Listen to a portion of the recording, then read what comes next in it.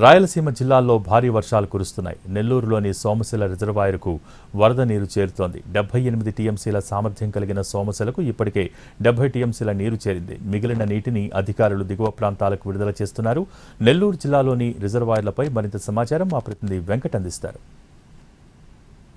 బంగాళాఖాతంలో ఏర్పడిన తీవ్ర అల్పపీడన ప్రభావంతో గత 3 రోజులుగా నెల్లూరు జిల్లా వ్యాప్తంగా మోస్తారు వర్షాలు కురుస్తున్నాయి. ఈ వర్షాల నేపథ్యంలో వాగులు వంకలు పొంగి పొర్లుతున్నాయి. చెరువులకు కూడా జలకళ సంతరించుకుంది. అలాగే ఎగువ ప్రాంతాల్లో కురుస్తున్న వర్షాలకు సోమశిల రిజర్వాయర్ కూడా వరద ఉధృతి పెరుగుతుంది. దాదాపు 78 టీఎంసీల సామర్థ్యం కలిగిన సోమశిల రిజర్వాయర్కి ప్రస్తుతం 70 టీఎంసీల నీరు నిల్వ ఉన్నటువంటి పరిస్థితి. అయితే ముందస్తు చర్యలో భాగంగా ఇరిగేషన్ అధికారులు దిగువ ప్రాంతానికి ఏదైతే జలాశయానికి ఇన్ఫ్లో 19,670 క్యూసెక్కులు వస్తుంది. అలాగే దిగువ ప్రాంతాలకు సంబంధించి 33,460 క్యూసెక్కుల నీటిని అధికారులు విడుదల చేస్తున్నటువంటి పరిస్థితి కనిపిస్తుంది. ఏదైతే సోమశిల రిజర్వాయర్ నుంచి విడుదల చేసిన నీరు ఆ సంగం బ్యారేజ్కి చేరుతుంది. అక్కడి నుంచి దాని ద్వారా నెల్లూరు బ్యారేజ్కి వచ్చి సముద్రం పాలవుతున్నటువంటి దృశ్యాలను మనం చూస్తున్నాం. ఇప్పటి వరకు దాదాపు 40 టీఎంసీల నీరు సముద్ర పాలైందని ఇరిగేషన్ అధికారులు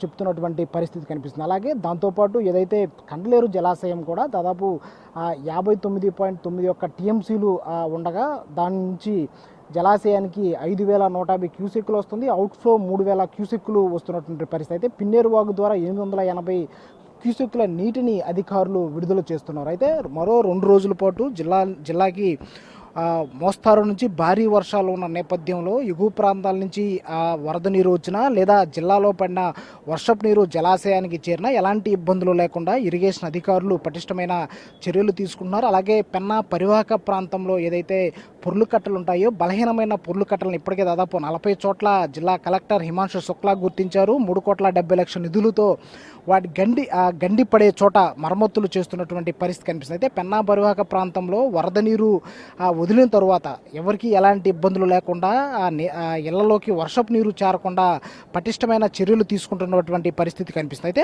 ప్రస్తుతానికి నెల్లూరు జిల్లాలో మోస్తారు వర్షాలు మాత్రమే కురుస్తున్నాయి. ఇవాళ రేపు భారీగా వర్షాలు వస్తాయని వాతావరణ శాఖ చెప్తున్న నేపథ్యంలో ఫ్లాష్ ఫ్లడ్స్ కూడా వచ్చే అవకాశాలు ఉన్నాయని చెప్తున్న ఈ నేపథ్యంలో జిల్లా యంత్రాంగం పూర్తి స్థాయిలో అప్రమత్తమైంది. ఎన్డీఆర్ఎఫ్ ఎస్డీఆర్ఎఫ్ బృందాలను కూడా ఇప్పటికే ఏర్పాటు చేశారు. ఎక్కడైనా విపత్కరమైన పరిస్థితులు ఉంటే మాత్రం తీర ప్రాంతాలలో ఎక్కడైనా వరద నీరు ఇళ్లలోకి చేరినా లేదా ప్రజలు ఏమైనా ఇబ్బందులు పడుతున్నా ఎన్డీఆర్ఎఫ్ ఎస్డీఆర్ఎఫ్ బృందాలను కూడా తీసుకొస్తామని జిల్లా కలెక్టర్ చెప్తున్నటువంటి పరిస్థితి కనిపిస్తుంది. ఇవాళ జిల్లా కలెక్టర్ అన్ని ప్రభుత్వ ప్రైవేటు జూనియర్ కాలేజీలకు అలాగే స్కూళ్ళకు కూడా సెలవు ప్రకటించారు. రేపు కూడా ప్రకటించే అవకాశాలు ఉన్నాయని జిల్లా యంత్రాంగం నుంచి మనకి సమాచారం అందుతున్నటువంటి పరిస్థితి కనిపిస్తుంది. అయితే ఎవరికి ప్రాణ ఆస్తి నష్టాలు సంభవించకుండా జిల్లా యంత్రాంగం పటిష్టమైన చర్యలు తీసుకుంటోంది.